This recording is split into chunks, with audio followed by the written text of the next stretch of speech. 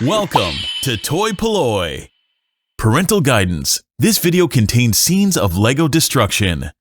Hello and welcome to another video from toy-polloi, and in today's video we are going to be restoring and repairing this vintage Micronauts time traveller Hydra.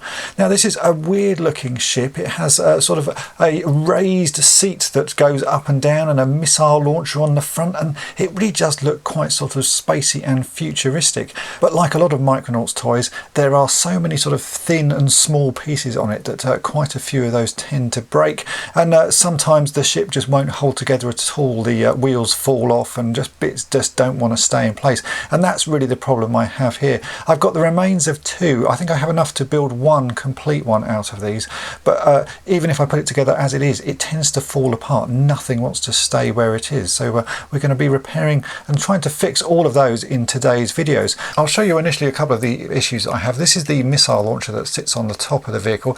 It's held on by these two little pegs on either side. Those are very loose, so actually that falls down when you try and sort of put it in position. It has missiles like this with these sort of rubber ends that are supposed to lock in place. The left-hand missile launcher, you can see, does actually work and does fire, but the right-hand missile launcher, it won't stay in place. So there's something up with the launching button on this one. I do have another one of the missile launchers, but this one doesn't have any springs in it. So there's going to be pieces that we can use, I hope, from this one to repair that one. As I say, the wheels don't want to stay in place. These are held on with little pegs that look an awful lot like pieces of Lego, but those don't want to stay on. When you actually attach these to the main vehicle, these wheels just fall off. So we need to fix that. The little arm mechanism that holds up the missile launcher, again, is very loose, so that needs fixing. And we have this little sort of control panel with a pair of handlebars. That is what the Micronaut time traveller holds onto. As you can see, we're missing one of the handlebars, so I need to make a replacement for that. Overall, there's just lots of little things that need doing to try and get this working. Micronauts toys are actually quite fun to work with, but you do have to be a bit careful because the plastic used has got a little bit brittle over the years, so they have a tendency to break on you while you're trying to fix them. So I'm just going to go easy with what I do on this vehicle. First thing I need to do is actually give everything a good clean. These are the remains of two that I've been sent over the years, and they are quite dusty and dirty, so I'm going to give them a gentle wash in some hot soapy water. I'm going to be careful of all of the stickers on them because I don't actually want to replace the stickers on this. The stickers are worn, but they're in a sort of reasonably nice condition, so I'm just going to try and leave them where they are. I know some people like to put the stickers on properly, but on Micronauts vehicles I like the fact that they are all higgledy-piggledy and all over the place. So you can see this one, someone's put them on completely different to how they are on this one. There's no real sort of instructions that come with these toys, so kids tend to just put them randomly, and that is what I like. So I'm just going to basically pick the best of the vehicles no matter where the stickers are and go with those, but they do all need a good clean. So as I say, hot soapy water and a toothbrush, and I'm going to avoid the stickers as best I can, get all the dirt and grime off of these, and then we can start fixing up this vehicle.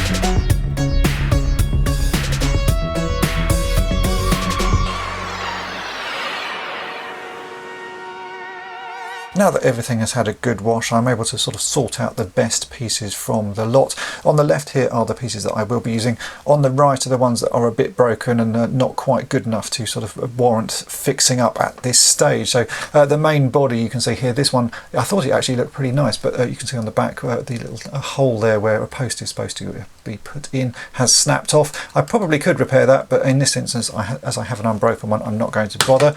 This sort of jointed piece here, you can see actually one end of it has snapped. Again, it is possibly fixable, but again, I have another one that isn't broken, so I'm not going to use that. And then the rest are just parts that have slightly sort of yellowed with age, so I'm classing those as not worth using in this instance, but I may come back to and make another one at some point. So for now, let's get on with rebuilding this vehicle, and the first thing I want to sort out is the loose rear wheels. Now the rear wheels on the Hydra come in two parts. You have this little white peg and you have the wheel. This peg slots into the wheel like that, and as you can see, this one is incredibly loose, so the wheel just falls off. The other end of that peg then fits into the bottom of the vehicle like so and clips in place. So what should happen is you'll get the wheel on like that, but with this one, when you move it along, the wheel just tends to fall off because this one is so loose. Often these little pegs are missing, but luckily you can get Lego sort of Technic pins like this, which would do a pretty good job of making a replacement. You will need to modify them slightly, but you can use the same technique I'm going to show in a minute. So if you haven't got these little pegs, then this Lego Technic piece will do the job. But for this instance, I do have two of them. So you can see this one doesn't fit in particularly well. It's very loose. So what you need to fix that is just some PTFE tape. This is plumber's tape. You can pick it up from most plumbers merchants or building supply places. It is incredibly cheap. What I've done is I've cut off a small piece of that, and I've actually cut it in half lengthways, so I've got a very thin piece of it here, you can see on my worktop. So what we're going to do is wrap this carefully around the end of the post. You don't need a huge length of it. You can see here I've probably got about 10 centimeters worth. If we wrap that around the end, the reason I've cut it smaller is because it's actually a little bit wide and would end up sort of sticking over the edge. So just a thin strip like that, and then if we push that into the wheel here, you can push it in sort of quite carefully. You can see that wheel now doesn't want to come off, so when we put it onto the vehicle, it's not going to fall off anywhere, and it still rotates quite nicely. Sometimes you'll find that the peg that goes into the bottom of this vehicle is also a bit loose. You can see this one is. So I will do the same on that, and that should hold it in place quite nicely, and then we'll have the basis of the Hydra. The front wheels of this vehicle suffer with the same problem as well. I've actually taken the set out of these two that the wheels are held on quite nicely, but the main peg that goes into the bottom of the vehicle is a little bit loose as well, so I may add a little bit of PTFE tape to that, but once that's all done, this vehicle can then roll along again. Now we can sit the pilot in place, so you need this sort of bendable arm that goes into the back of the Hydra. You can see it just clips into that little hole there, and then we can sit the seat on top of that. This is the best one of the two that I had, so that just sits on the top there. So you can see he has a sort of raised seated position.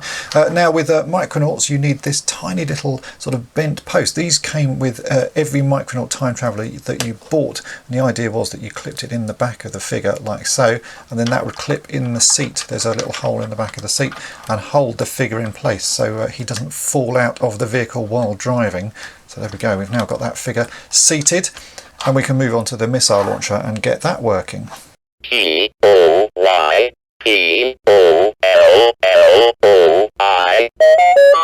With the missile launcher, I showed you at the start that one side of this launcher works, so that clips in place and you can actually fire the missile. The other side doesn't appear to work. It won't actually clip in place, so I think that clip is most likely broken.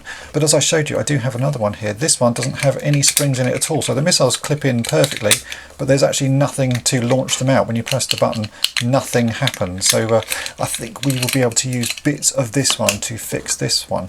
And as you can see, on the bottom there is one screw and then a couple of clips on the back of it. I think if we remove that one screw at the bottom, we should be able to get in and actually take a look at the mechanism and see exactly what the issue is. So if I undo that screw there, put that to one side, then we can lift this up. I think it's going to be a little bit awkward to unclip these. As I say, with these old toys, the plastic tends to be a little bit more brittle than it would have been when it was first made, so you have to go a little bit careful. As you can see, one of the launching springs has fallen out there, so I'm just going to put that to one side. I think with a screwdriver though, we might be able to just sort of unclip this gently at the back, and yeah, there we go, that is it done. Make sure everything stays where it should do. So there is the launching mechanism. I'll just put that up the other way so we can see exactly what it is. They're the springs that fire out the missiles. There are two springs here that are the ones that sort of move the launching buttons. If I turn this over, we can see that this clip on the right hand side, it looks intact. There doesn't appear to be anything broken, but if we look at the other one, you can see the end of it has snapped off. So that is why the missiles don't lock in place. So I think both of the ones in this should be fine. I'm going to open this one up and we'll take the best out of the two, and then we can put this back together. But that's the reason the launching mechanism doesn't work. The end of the clip has snapped off. Now it possibly would be fixable with a little bit of a styrene sheet and some plastic weld. I'm not quite sure whether that would be strong enough to hold the sort of force of the spring. So in this instance I will replace it just because I have them.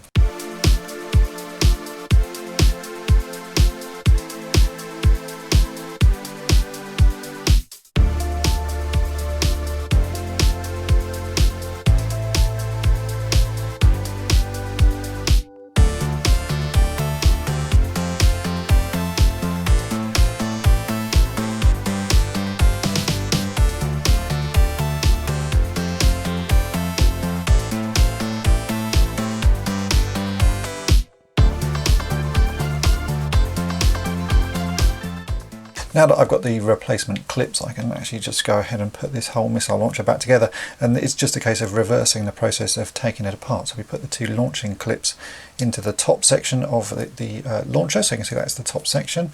Onto the bottom of those we put the two springs, the small springs that are the ones that sort of make those buttons rise back up again. Then we have the two larger launching springs, and you can see one end of those is actually slightly wider than the other, and that wide end needs to clip into a little slot on the back there. That's to stop the springs coming out when you fire the missiles, so we put those in there. Then we take the bottom of the launcher and we put that over the top of everything like so, making sure all the springs are in place. And then it has these little clips at the back which I showed you, and these have to clip over carefully two little pegs on the top section. I think this might be a case of just gently sort of wiggling it and moving it until things clip in place. I don't want to break anything, as I say, but let's just clip those. Oh yeah, that's clipped back in place. You can see the buttons seem to work. I'll put the screw in the bottom to hold everything back together.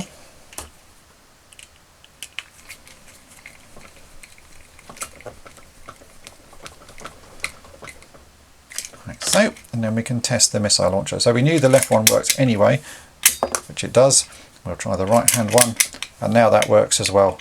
Yeah, it does, a little bit stiff, but it does fire. So we now have a fully working missile launcher again that we can put back on the vehicle. The missile launcher is attached to the body using these two arms that rotate up and down. You've got a peg at one end which sits into the hole either side of the Micronauts time traveller's feet at the front there, and then these little bits hook onto the side of the missile launcher itself. Sometimes, like the wheels, these can be a bit loose, so we could wrap a bit of PTFE tape around it if that's the case. I don't think so on this one. This one seems fairly tight, so we can put both of those on like that. Yeah, I think that feels pretty tight. I don't think that's going to go anyway, so we'll just leave that as is, and then we can slot those two pegs, as I say, into the holes on the front of the Hydra, and then this rotates up so that the time traveller can sort of grip onto it.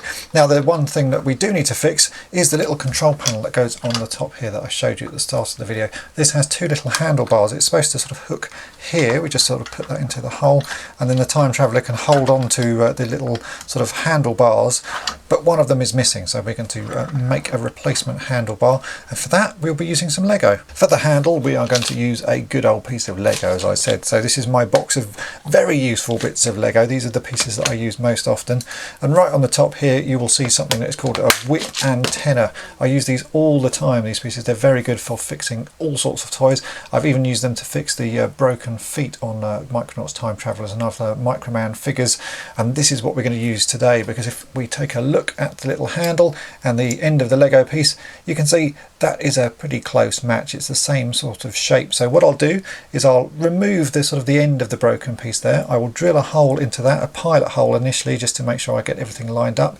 Then I will drill a bigger hole. Lego pieces all tend to be the same sizes, so this I know is a 2mm diameter. So if I drill a small hole first and then I'll enlarge that to a 2mm hole, we can insert a piece of that in and we'll end up with something that looks like the missing handle. So let's get those holes drilled and we'll cut the Lego piece to size.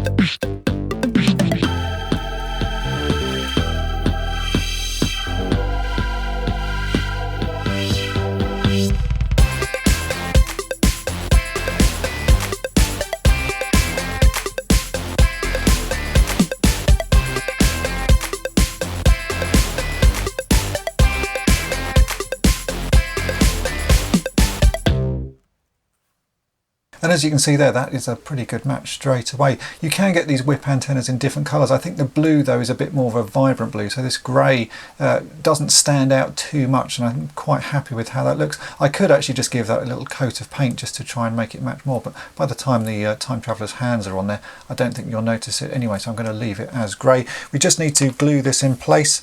I can take that piece out now. I'll just drop a very small amount of super glue onto the end of that. Only needs to be a really small amount because not much pressure is ever going to be put onto this handlebar. You just want the glue to be able to hold it in place. So I'll put a little bit of glue on that. We'll push that in. I made sure the hole was a fairly tight fit anyway, so it doesn't really need a huge amount of glue to hold it there. But there we go, a nice quick replacement handlebar for the Hydra. And here you go, this is how the finished Hydra looks. Now if you don't have these stickers for your own version of the Hydra, then check out toy-polloi.com, because I've recently just uploaded a reworked version of an original vintage sticker sheet so that you can apply those to your own Hydra toy. I did need to say a massive thank you to Michael, who actually sent me the scan of the sticker sheet for that, the one that I've now tidied up, so thanks to Michael for that.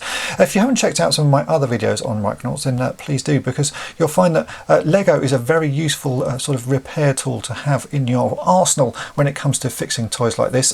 You can see how I fixed the handlebars with Lego on here. I previously fixed the legs on Micronauts with also pieces of Lego, and I've also repaired the front wheel and sort of handlebars to the Ultronic scooter. So Lego is very useful when it comes to fixing toys like this. I do need to say a big thank you to Dave from Vintage Toy Rush, who recently sent me the remains of a Hydra to restore, and also Grant, who goes by the name Welshie Sensei, who again sent me the remains of one of these a couple of years ago. So with the combined pieces of those, I've been able to make one complete Hydra. So thanks to those guys for sending in those projects. If you've enjoyed this video, then make sure to hit the subscribe button and tap the bell to be notified each time I upload a new video. And thanks for watching.